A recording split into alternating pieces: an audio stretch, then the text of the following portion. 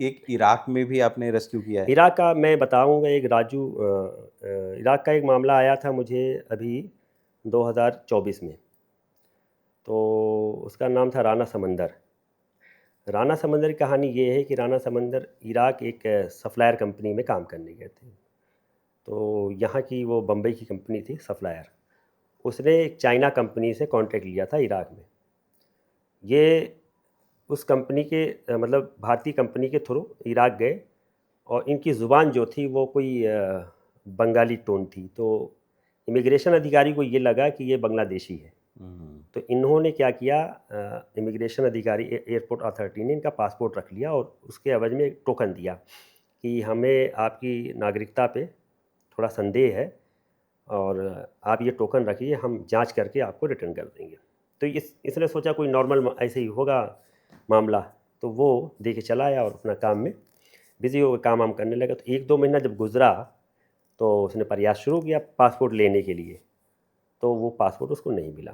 फिर उसने अपने अधिकारियों को बोला, अधिकारियों ने प्रयास किया, जो उसकी सप्लायर कंपनी थी। फिर ये बात चाइना कंपनी के पास पहुंची, उन्होंने भी सप्लाई की, मतलब वो भी प्रयास किया उन्होंने, तब भी पासपोर्ट नहीं मिला।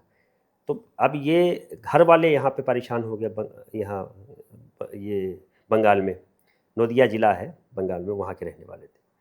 तो इसकी बहन, उसकी बीवी, सब नेता मंत्री जहाँ जहाँ इनको लगा कि यहाँ जाने से इनका फ़ायदा हो जाएगा, मदद हो जाएगी, वहाँ ये लोग गए, लेकिन वो पासपोर्ट इनको नहीं मिला। तो एक अहमद भाई हैं वहाँ के, बम्बई के, तो उन्होंने मेरे बारे में बताया कि सैयद आबिद हुसैन जो है ये इस विषय पे काम करते हैं, इनसे आप बात के लिए शायद आपकी मदद हो जाए। तो उसकी बहन का फ़ोन आया मुझे कि भाई मेरा ऐसा ऐसा फंसा है, उसकी अब मदद करो। रोने होने लगी, बहुत ऐसे दर्द भरे आंसू उसके थे। तो हमने कहा क्या करूं मैं हम कहा ठीक है, डॉक्यूमेंट भेजिए, मैं कोशिश करता हूं। तो फिर मैंने विदेश मंत्रालय को लेटर लिखा और सारे डॉक्यूमेंट भेजे मैंने। फिर विदेश मंत्रालय ने वहाँ पे जो अथॉरिटी थे एम्बेसी के, वहाँ भेजा गया। तो वहाँ पे रिप्लाई आया कि अभी इसकी जांच चल रही है और जैसे जांच पूरी होगी तो इसको हम भारत भेज देंगे। वो जांच होने में भी 6 महीना लग गया। तो मुझे लगा कि ये, मुझे ऐसा महसूस हुआ कि इसमें बहुत वक्त जाएगा। तो मैंने क्या किया, एक हमारे दोस्त हैं यहाँ पे विदेश मंत्रालय में, वो बहुत अच्छा दखल रखते हैं, तो उनको मैंने सारे डॉक्यूमेंट भेजे। तो उन्होंने कहा आबिद भाई ये तो मैं यहाँ से साइन करवा देता हूँ विदेश मंत्रालय से, और ये साइन करवा देगा आप, मतलब इसमें यही करना है कि ये भारतीय है और ये सब कुछ इसके पास सारे डॉक्यूमेंट हैं।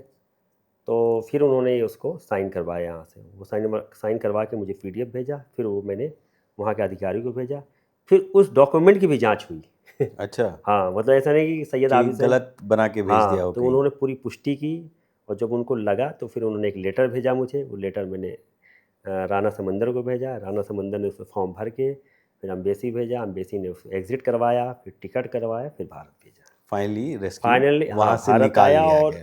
भाई वो आदमी इतना खुश था, एयरपोर्ट से उसने वीडियो बना के मुझे भेजा, उछल उछल के बोल रहा था। हमने कहा देखिए वतन की मोहब्बत और अपनी मिट्टी में जब इंसान पहुंचता और है। दूसरे देश में आदमी एकदम हेल्पलेस हो जाता है, नहीं, पासपोर्ट ही नहीं उसके पास, कुछ आएगा है ही कैसे? नहीं। आएगा कैसे? उसके पास जो हथियार हैं आने के, वो तो है ही नहीं उसके पास, तो आने का कोई सूरत ही नहीं बन पा रही थी। तो खैर जब आया तो अब वो बहुत खुश है और बोल रहा है अब हम ही इंडिया में काम करेंगे, भले कम कमाएँगे, यहीं यहीं काम रहेंगे। करेंगे।